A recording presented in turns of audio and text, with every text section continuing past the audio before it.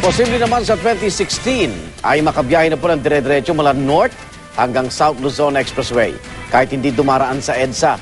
Yan ay pag may naaprubahan po sa mga panukalang pagdugtungin ito ng isang nakaangat na daanan. Saksi si Teresa Andrada.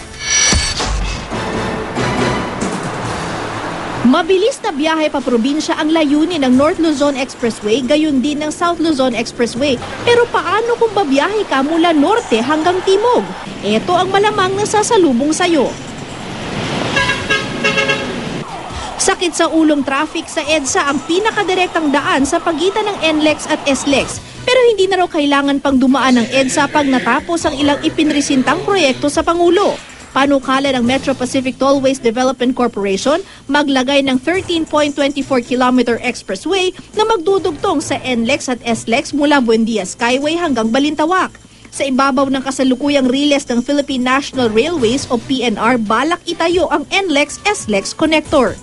Kung maaaprubahan ng mahigit 35 bilyong pisong proyekto, posibleng matapos ito sa February 2016. Sa hiwalay na panukala naman ng San Miguel Corporation at Citra Metro Manila Tollways Corporation, mala Skyway na daan naman ang magdudugtong sa NLEX at SLEX. Mas maikli ito pero imbis na sa riles ng PNR, itatayo ito sa ibabaw ng mga kasalukuyang kalsada. Ang panukalang ito naman aabot sa mahigit 25 bilyong piso.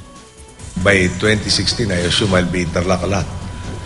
And if I want to go to a beach, medyo bigla naging very feasible to go to Batangas or Mindoro or all these other areas, or even taking flights to Bora or Palawan. Siyempre, tourism is greatly enhanced. No? Hindi na rin kakailanganin ang truck ban pag natapos ang alinman sa mapipiling proyekto. Ito yung utos ng Pangulo na hanapan ng paraan para 24/7 yung pagmamanufacture, yung 24/7 yung pagde-deliver ng raw materials. Pareho itong unsolicited project kaya sasailalim pa sa Swiss Challenge o posibleng pagbukas ng bidding sa iba pang kumpanya. Teresa Andrada ang inyong saksi.